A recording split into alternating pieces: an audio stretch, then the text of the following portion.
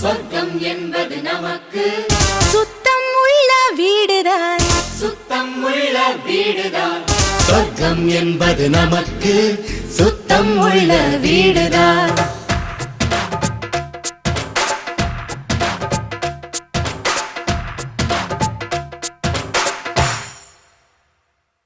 சொர்க்கம் என்பது நமக்கு சுத்தம் உள்ள வீடுதான் சுத்தம் என்பதை மறந்தால் நாடும் குப்பை மேடு